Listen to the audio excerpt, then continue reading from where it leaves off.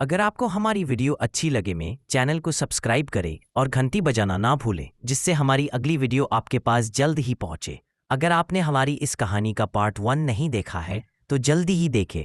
तो कहानी का पार्ट 2 शुरू करते हैं। अब आरव उस पर्वत की चोटी पर पहुंचा। हवा ठंडी थी पर उसका मन शांत था। नीचे घाटी में बादल तैर रहे थे, जैसे सागर के ऊपर सफेद लहरें हों। वह एक चट्टान पर बैठ गया, आंखें बंद कर लीं। भीतर केवल एक ही स्वर था, ओम। धीरे धीरे विचार थम गए, समय रुक गया। उसने महसूस किया, मैं शरीर नहीं हूं, मैं श्वास नहीं हूं, मैं वही चेतना हूं जो सब में बह रही है। उसके भीतर एक तेज प्रकाश फूटा, जैसे अंधकार के भीतर किसी ने दीप जला दिया हो। उसी क्षण एक दिव्य आवाज आई, आरव, तू अब तैयार है मुझे देखने के लिए। आरव ने आंखें खोली। सामने सुनहरी रोशनी फैली थी। उस रोशनी में कोई आकृति नहीं थी, पर उपस्थिति थी। वह झुका, हे प्रभु, क्या यह आप है?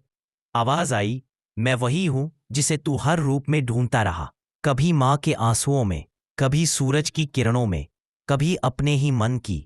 आरव की आंखों से आंसू बह निकले। हे प्रभु, मैं तो आपको बाहर ढूंढता रहा और आप तो हमेशा मेरे भीतर थे। मैं कितना अंधा था। प्रभु बोले, तू अंधा नहीं था, बस अनुभव की रात में था। अब तेरा सूर्योदय हुआ है। प्रकाश धीरे धीरे शब्दों में बदल गया। भक्ति कोई साधन नहीं, भक्ति स्वयं ईश्वर है। जब भक्ति और भक्त एक हो जाते हैं तभी साक्षात्कार होता है। तू अब आरव नहीं, अब तू मेरा अंश है, पूर्ण, पवित्र और शांत। आरव ने कहा, प्रभु, मुझे अब संसार में क्या करना है?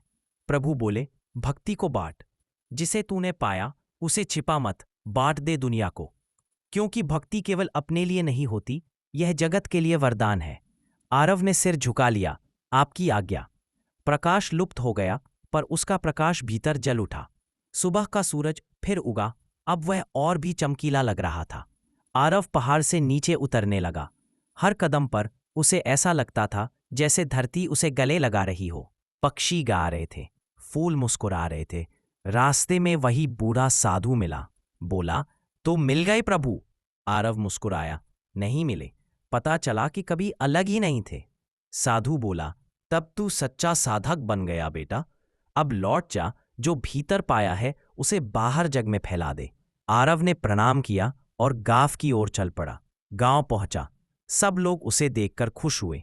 किसी ने पूछा, आरव, क्या तू भगवान से मिला? उसने मुस्कुराकर कहा, भगवान से नहीं, खुद से मिला। और जब खुद से मिलो तो हर चेहरा ईश्वर का लगने लगता है।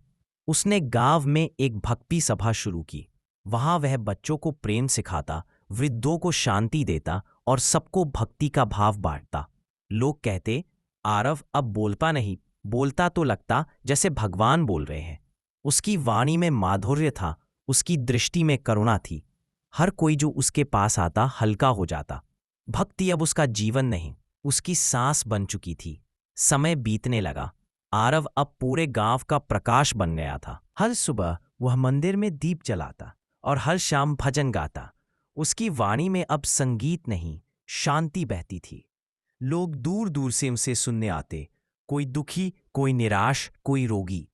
आरव कहता, भक्ति कोई गीत नहीं, यह वह श्वास है जो जीवन को जीवंत बनाती है। जो भक्ति में डूब गया उसे अब किसी डर, दुख या अभाव की जरूरत नहीं रहती, क्योंकि जब हृदय में प्रेम बस जाए तो सब कुछ उसी में समा जाता है। मंदिर में गूंज उठता, हरि ओम, शांति ओम। एक दिन गांव में अकाल पड़ गया। न खेतों में अन्न, न कुओं में पानी। लोग घबराए, अब क्या होगा? आरव बोला, डर मत, भक्ति भूख नहीं मिटाती, लेकिन हृदय की शक्ति बढ़ा देती है। वह सबको साथ लेकर सेवा करने लगा। किसी के घर से थोड़ी रोटी, किसी के घर से थोड़ा जल, सब मिलाकर बांट दिया। भूख के बीच भी गांव में भजन गूंजने लगे। लोगों ने कहा, अजीब है, भूखे हैं पर शांति है। आरव बोला, भक्ति यही करती है। जहां निराशा होती है वहां विश्वास भर देती है। उसी रात अचानक वर्षा हुई। धरती मुस्कुरा उठी। समय बीता। आरव अब वृद्ध हो गया। उसके बाल सफेद, पर चेहरा अब भी शांत था। एक दिन उसने कहा, अब मेरा शरीर थक गया है, पर आत्मा नाच रही है।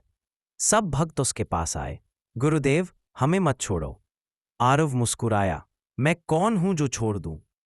जिसे तुम देखते हो वह मिट जाएगा, पर जो तुम्हारे भीतर है वह मैं ही हूं। भक्ति देह से नहीं, भावना से जीती है। जहां प्रेम होगा वहां मैं रहूंगा। उसने हाथ जोड़कर कहा, हरि नाम ही मोक्ष का द्वार है। हर सांस में भगवान का नाम हो, यही सबसे बड़ा जीवन है। रात शांत थी, आसमान तारों से भरा। मंदिर की घंटियां अपने आप बज उठीं। आरव ने दीपक के सामने आंखें बंद कीं। कहा, हे प्रभु, आपने जो दिया वही सब कुछ था।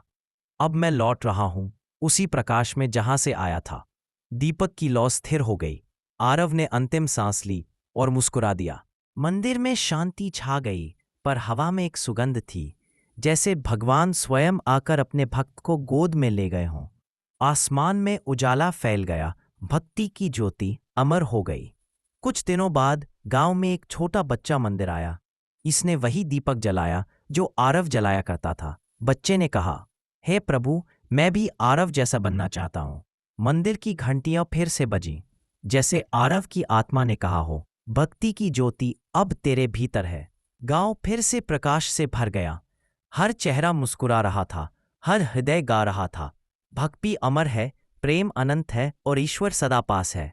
यही संदेश था आरव की यात्रा का, और वही बन गई भक्ति की ज्योति, आत्मा से ईश्वर तक। अगर आपको यह कहानी अच्छी लगी हो तो चैनल को सब्सक्राइब करें तथा वीडियो को ज़्यादा से ज़्यादा शेयर करें। आगे और इस प्रकार कहानी वाली वीडियो जल्दी ही आएगी। धन्यवाद।